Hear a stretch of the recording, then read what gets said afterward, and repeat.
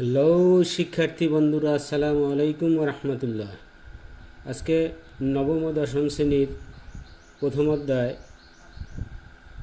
অনুশীলনী 1-এর দুটি সমস্যা নিয়ে তোমাদের সামনে হাজির হলাম। আসসালামু আলাইকুম ওয়া রাহমাতুল্লাহ। শিক্ষার্থী বন্ধুরা, তাহলে সমস্যা দুটির সমাধান দেখো।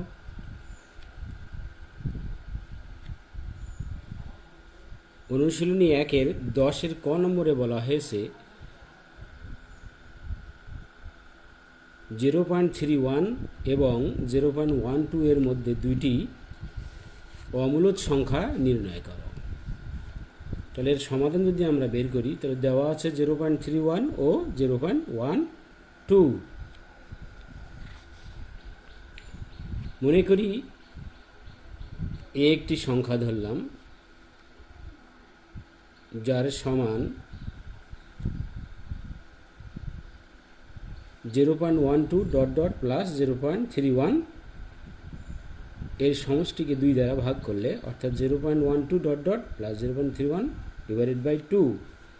তাহলে এটা যদি আমরা যোগ করি 0.43 একে 2 দ্বারা যদি ভাগ করি, তাহলে আমাদের মান আসে 0.214। এই চিহ্নটি দেখতে পাচ্ছ তোমরা। এটি সাধারণত আমরা আসন্ন মানের ক্ষেত্রে অ্যাপ্রক্সিমেটলি অর্থাৎ কাছাকাছি মানের ক্ষেত্রে ব্যবহার করে থাকি, তবে অন্য ক্ষেত্রে ভিন্ন প্রতীক হিসেবে ব্যবহৃত হয়ে থাকে। আবার দেখো, বি একটি সংখ্যা নিলাম যা 0.12 এবং 0.31, আবারও 0.31, অর্থাৎ এই তিনটি সংখ্যা যোগ করলে, অর্থাৎ 3 দ্বারা ভাগ, অর্থাৎ এটাকে অ্যাভারেজ বলা হয়, গড় বলা হয়। এখানে দুইটি সংখ্যা ভাগ করে 2 দ্বারা, দুইটি সংখ্যা যোগ করে 2 দ্বারা ভাগ, এখানে 3টি সংখ্যা যোগ করে 3 দ্বারা ভাগ। তাহলে এটা ভাগ করলে যোগ করলে আসতেছে 0.74 ডিভাইডেড বাই 3। যদি ভাগ করি 0.246 আরও এরকম সংখ্যা আছে, যেটাকে আমরা আসন্ন মান কাছাকাছি লিখেছি।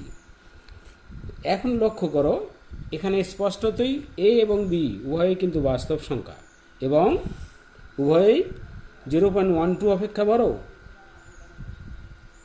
আবার 0.31 অপেক্ষা ছোট, যে কারণে 0.12 ইজ লেস দেন 0.214 আবার ইজ লেস দেন 0.31 ও 0.12 is less than 0.246 0.31 is less than, অর্থাৎ সংখ্যাদ্বয় 0.1 অপেক্ষা বড় এবং 0.3 অপেক্ষা ছোট। তাহলে উভয়ে স্পষ্টত বাস্তব সংখ্যা এবং 0.12 এবং 0.3 এর মধ্যে অবস্থিত বা মাঝামাঝি। আবার দেখো, এ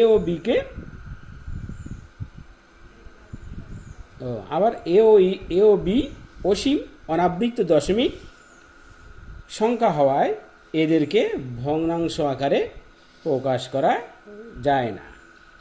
তাহলে আমরা জানি অসীম অনাবৃত্ত দশমিক সংখ্যাই হচ্ছে অমূলদ সংখ্যা, কারণ বাস্তব সংখ্যা হচ্ছে মূলদ ও অমূলদ সংখ্যাকে আমরা বাস্তব সংখ্যা বলি। আবার অমূলদ সংখ্যাকে অসীম অনাবৃত্ত দশমিক ভগ্নাংশের হচ্ছে অমূলদ সংখ্যা। আরও আমরা বলতে পারি যে সকল স্বাভাবিক সংখ্যার বর্গমূল পূর্ণবর্গ নয়, এগুলো হচ্ছে। তাই এখানে দেখা যাচ্ছে এটা অসীম অনাবৃত্ত হয়, একে ভগ্নাংশ আকারে প্রকাশ করা যায় না। সুতরাং এ ও বি দুটি নির্ণেয় অমূলদ সংখ্যা। এখন আমরা দেখব 10-এর খ নম্বর সমস্যা। 1 divided by square root of 2 এবং স্কোয়ার রুট অফ 2 এর মধ্যে একটি অমূলদ সংখ্যা এবং একটি মূলদ সংখ্যা এবং একটি অমূলদ সংখ্যা নির্ণয় করি, অর্থাৎ নির্ণয় করো।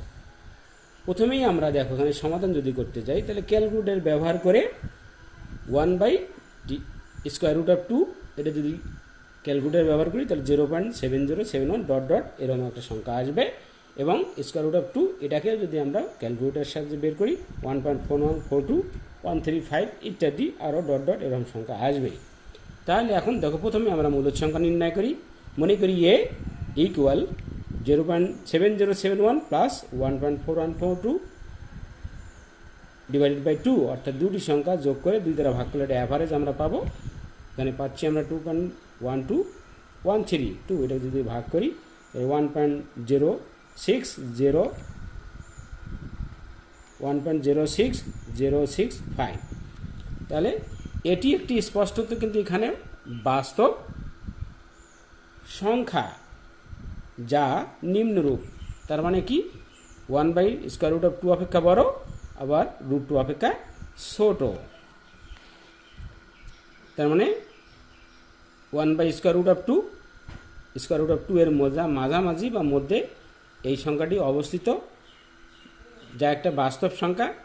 আবার অর্থাৎ মূলদ সংখ্যা, মানে ভগ্নাংশে প্রকাশ করতে পারি, কারণ আমরা জানি যে সকল সংখ্যাকে ভগ্নাংশে আমরা প্রকাশ করতে পারি সেটা হচ্ছে মূলদ সংখ্যা। অর্থাৎ এটা, অর্থাৎ আমরা কি করেছি, এটা লিখেছি দশমিক তুলে দিয়ে দশমিকের জন্য 1, 5টা অঙ্কের জন্য 5টা শূন্য নিয়েছি, অর্থাৎ এটি একটি ভগ্নাংশ, অর্থাৎ একে ভগ্নাংশ আকারে প্রকাশ করা যায়। তাহলে সুতরাং একটি মূলদ সংখ্যা। নেক্সট দেখো অমূলদ সংখ্যা নির্ণয়। এখানে আমরা কি মনে করি, বি একটা সংখ্যা নিলাম যা হচ্ছে কি 1/√2 এর বর্গমূল, এটা যোগ আবার √2 এর বর্গমূল হচ্ছে এটা। এই দুটো যোগ করে যদি 2 দ্বারা ভাগ করি তাহলে আমাদের আসতেছে 2.1213 ... ডিভাইডেড বাই, এটা করলে আমাদের 1.06065 1.06065 ... এরকম একটা সংখ্যা আসবে। এখানে এই চিহ্নটা বলতে আসন্ন মান বা অ্যাপ্রক্সিমেটলি বা কাছাকাছি মান বোঝাতে আমরা ব্যবহার করেছি। এই যে সংখ্যাটি পেলাম, আগে কিন্তু ছিল ওটা ফিক্সড, নির্ধারিত, ওখানে অতিরিক্ত কোনো সংখ্যা ছিল না। এখন এখানে দেখো স্পষ্টত একটি বাস্তব সংখ্যা যা নিম্নরূপ, এটাও কিন্তু হচ্ছে 1/√2 অপেক্ষা বড়, আবার √2 অপেক্ষা ছোট। কিন্তু আগের মূলদ সংখ্যা নির্ণয়ের ক্ষেত্রে ছিল এটি একটি সীমিত, আর এটা হচ্ছে আনলিমিটেড, অসীম।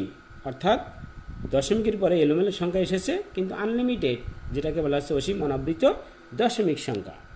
আবার কি বলা হচ্ছে, বি অসীম অনাবৃত দশমিক সংখ্যা, যা আমরা কি করতে পারি,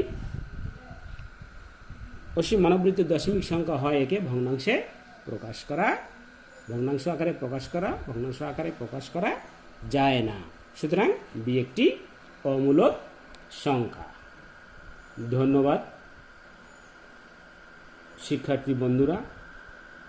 ভিডিওটি যদি ভালো লাগে, আশা করছি ভালো লাগবে ইনশাল্লাহ, অবশ্যই চ্যানেলটিকে সাবস্ক্রাইব, লাইক, শেয়ার করে পরবর্তী ভিডিও তোমাদের সামনে নিয়ে আসার জন্য প্রেরণা যোগাবে। এই বলে আজকে এখানে শেষ করছি। আসসালামু আলাইকুম ওয়া রাহমাতুল্লাহ।